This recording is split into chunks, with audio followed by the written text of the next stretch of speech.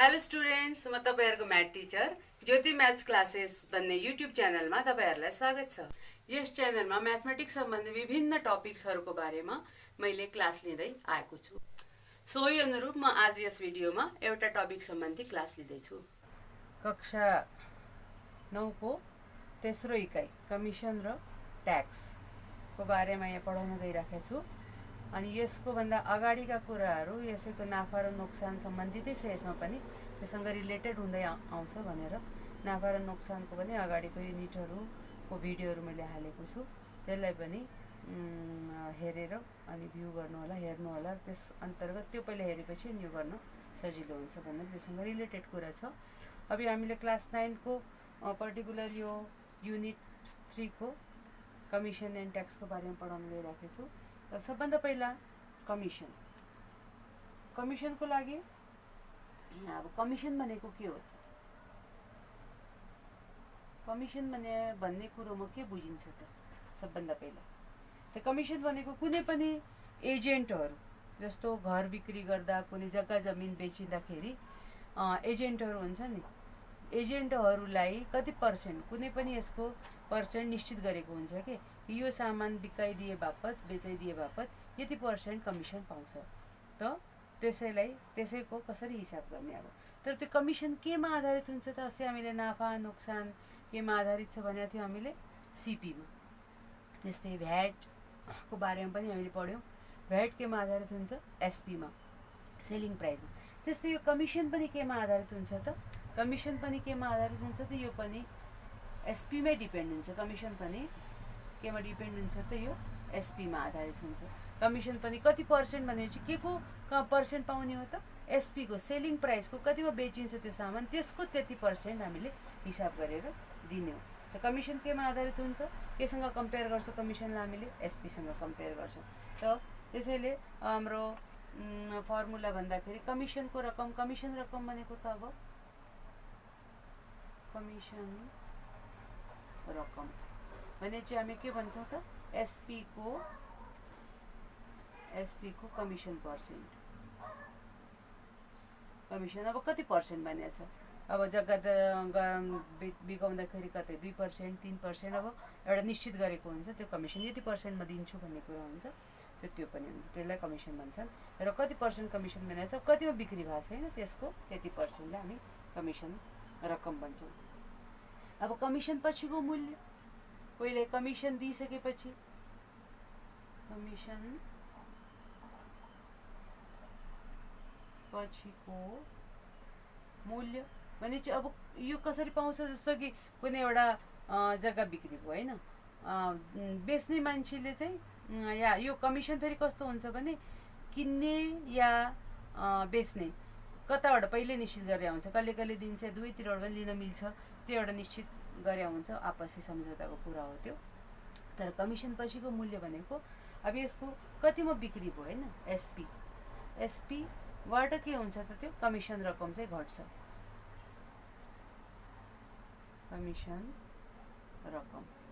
Commission रकम घटाएर अनि बाँकी कमिसन पछिको मूल्य चाहिँ त्यो हुन्छ। अब त्यस्तै कमिसन रुपैयाँमा थाहा छ, हामीले प्रतिशत पत्ता लगाउन छ भने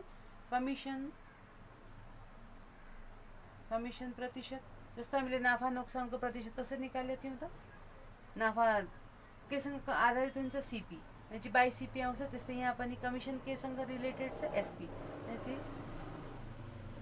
कमिसन रकम बाइ के आउने भयो त? केसँग रिलेटेड छ? एसपी सँग, मिन्स बाइ एसपी इन्टु 100%। अनि यो के आउँछ त? कमिसन पर्सेन्ट आउँछ। अब योसँग आधारित हामीले एउटा प्रब्लम सल्भ गरौँ अनि तपाईहरुलाई क्लियर हुन्छ पुरो। अब हामीले यो कमिसन सम्बन्धी एउटा हिसाब लिएका छौं। कुनै अघि नै हामीले फर्मुलाहरु पढिसक्यौं हैन कमिसनको। अब यसको त्यस सम्बन्धी यो एउटा प्रब्लम सल्भ गरौँ। कुनै एजेन्टले एउटा घर बिक्री गराइदिए बापत कमिसन 3% प्राप्त गर्छ र त्यस घरको विक्रय मूल्य 80 लाख छ भने कमिसन बापतको रकम र कमिसन पछिको मूल्य निकाल्नुहोस्। अब यहाँ हामीले दिएको कुरो के छ त? गिभन कुराहरु के छ त? यहाँ गिभेन कुरा के छ त कमिसन चाहिँ कमिसन कति हुँदो रहेछ कमिसन एजेन्टको कमिसन चाहिँ कति रहेछ त 3%। जति एसपी छ नि जतिमा विक्रय भएको छ त्यसको 3% चाहिँ कमिसन एजेन्टले पैसा पाउने भयो। अब यहाँ अर्को विक्रय मूल्य कति छ त त्यो घरको विक्रय मूल्य एसपी सेलिङ प्राइस कति छ त रुपिस 80 लाख 80 लाख 80 लाख हैन। अब यहाँ 80 लाख विक्रय मूल्य छ र कमिसन 3। अब कमिसन बापतको रकम किन कमिसन बापतको रकम त कमिसन रकम एउटा सल्युसन गरौँ सल्भ गरौँ।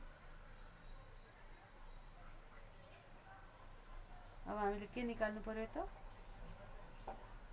कमिसन रकम। अब कमिसन रकम अघि हामीले फर्मुला पढिसक्यो। कमिसन रकम भनेको के हो एसपी को कमिसन पर्सेन्ट एसपी को कमिसन प्रतिशत। अब एसपी भनेको कति हो 80 लाख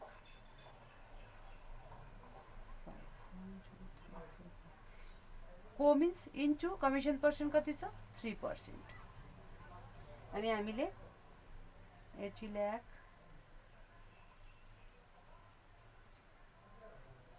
इन्टु 3/% हटाउँदा के हुन्छ 100। अब यो दुईटा जिरो काट्यो। अब रुपिस कति आयो त 8 3 24 24 अनि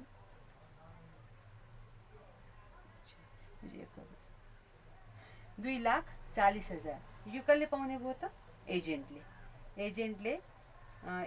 चाहिँ कमिसन बापतको रकम चाहिँ यो पाउने भयो। अब यहाँ त्यसपछि अर्को के आयो त घरको मूल्य घर कमिसन पछिको मूल्य। अब यो कमिसन बापतको मूल्य यति आयो एजेन्टले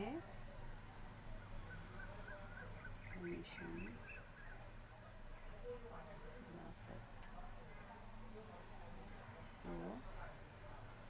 रकम। अब कमिसन पछि घरको मूल्य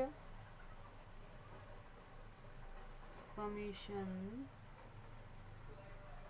पछि घरको मूल्य। अब कतिमा बेच्ने भने थियो उसले मूल्य कति राखेको थियो 80 लाख। 80 लाखबाट यो 2,40,000 चाहिँ कसलाई दिनु पर्यो त कमिसन एजेन्टलाई दिनु पर्यो।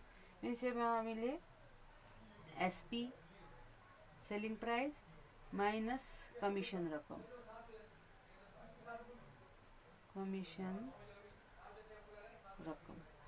एसपी कति छ त 80 लाख माइनस कमिसन रकम कति आयो 2,40,000 2,40,000 भनेपछि यसको अब कति रुपिस आयो त 7,76,000 कति 77,60,000 77,60,000 यसको कमिसन पछिको मूल्य। यो चाहिँ कमिसन सम्बन्धी एउटा साधारण सजिलो खाले हिसाब हो।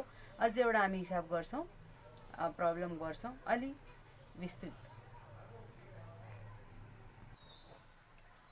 अब हामीले अर्को क्वेसन सुरु गरेका छौँ कमिसन सम्बन्धी।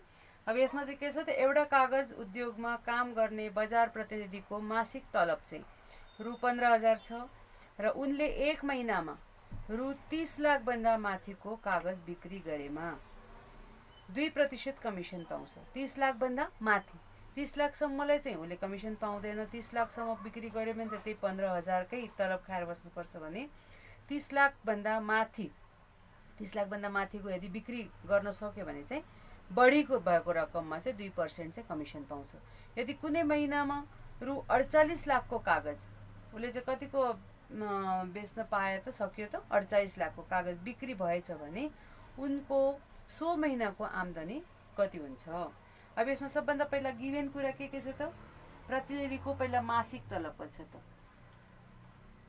प्रतिनिधिको बजार प्रतिनिधि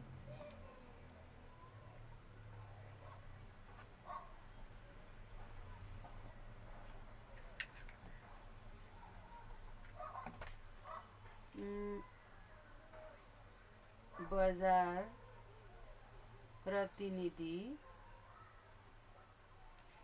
को मासिक तलब कति छ त यहाँ रु 15,000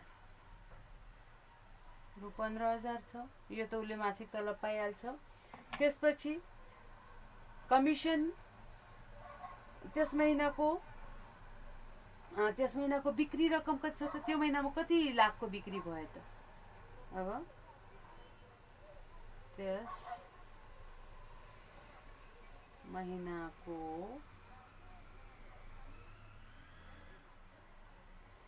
बिक्री रकम कति भयो त, त्यो महिनामा बिक्री कति भयो त 48 लाखको बिक्री भयो, रु 48 लाख। अब त्यसपछि अब उसको कमिसन दिनुपर्ने बिक्री रकम, कमिसन दिनु नपर्ने, अब यहाँ 30 लाखसम्म त कमिसन दिनु परेन नि भनेपछि यहाँ अब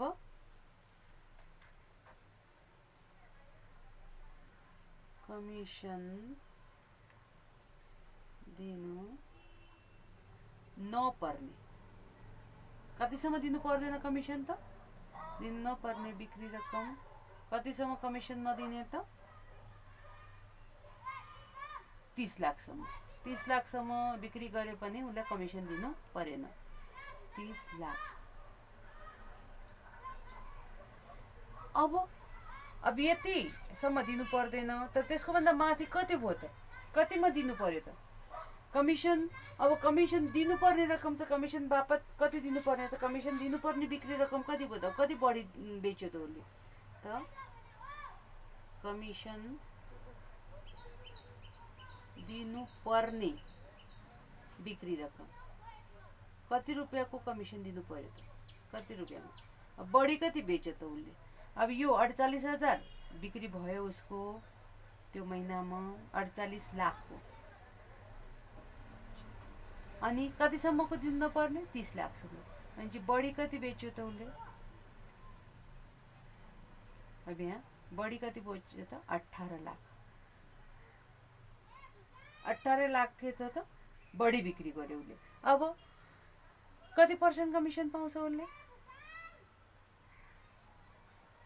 अब यहाँ त गिभन होइन, सल्युसन नै भइसक्यो सबै त, गिभन मात्रै होइन त सल्युसन नै लेख्नु पर्यो। अब यहाँ कतिसम्मको बिक्री, अब कति % यो पाउने भयो त 2% कमिसन, भनेपछि अब त्यसले कमिसनको रूपमा अब कमिसन बापत रकम, अब कमिसन पर्सेन्ट चाहिँ कति छ त, माथि लेखिएन है, यहाँ लेख्नु पर्यो। अब कमिसन प्रतिशत कति छ त 2%। अब कमिसन बापतको रकम त, अब कमिसन बापत रकम अब कतिमा 2% पाउने भयो त, बढी बिक्रीमा। बढी कति बिक्री गर्यो 18 लाख, भनेपछि 18 लाखको कति % पाउने भयो 2%, 2% भनेपछि 18 लाख को भने इन्टु 2/100, दुईटा जिरो काट्यो, 18 गुणा 36, 36,000 चाहिँ उसले के पाउने भयो त, कमिसन बापतको रकम चाहिँ उसले थप पाउने भयो। अनि यो पैसा कमिसनको रकम र उसको मासिक तलब 15,000 गरेर उसको त्यो महिनाको उक्त महिनाको जम्मा आम्दानी उसले त्यही सोधेको छैन, बिक्री भएछ भने सो महिनाको जम्मा आम्दानी। अब उक्त महिनाको, सो महिना लेख्नुभन्दा उक्त महिनाको जम्मा आम्दानी, जम्मा आम्दानी के हुन्छ त, तलब प्लस कमिसन, तलब प्लस कमिसन रकम, भनेपछि तलब कति छ त 15,000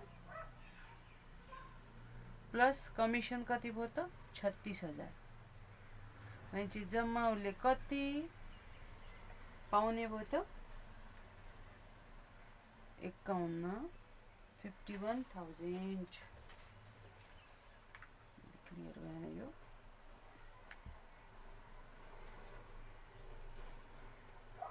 51,000 चाहिँ कमिसन पाउने भयो। जम्मा त्यो महिनाको कमिसन हेर्नु, सरी त्यो महिनाको जम्मा आम्दानी चाहिँ उसको कति हुने भयो त 51,000, 51,000 चाहिँ पाउने भयो। यो चाहिँ कमिसन सम्बन्धी हामीले अहिले दुईवटा हिसाब गऱ्यौँ। अब यो कमिसन सम्बन्धीको यो दुईवटा हिसाब गरेर यसको बारेमा सिद्धियो। अब फेरि अर्को यसमा चाहिँ हामीले अर्को भिडियोमा चाहिँ ट्याक्स सम्बन्धी चाहिँ हिसाब गर्नेछौँ। अब यो भिडियोलाई चाहिँ लाइक र सेयर गर्नु होला र मेरो यो युट्युब च्यानललाई चाहिँ सब्सक्राइब पनि गरिदिनु होला र आफ्नो अरू साथीभाइहरूलाई पनि यहाँ यसरी पढाइएछ भन्ने कुरो चाहिँ सेयर गरिदिनु होला। धन्यवाद। मेरो यो भिडियो तपाईँहरूलाई राम्रो लागेको छ भने मेरो यो भिडियोलाई लाइक र सेयर गरिदिनु होला र म्याथमेटिक्स सम्बन्धी विभिन्न अरू टपिक्सहरूको बारेमा पढ्नको लागि मेरो यो युट्युब च्यानल सब्सक्राइब गरिदिनु होला। Thank you.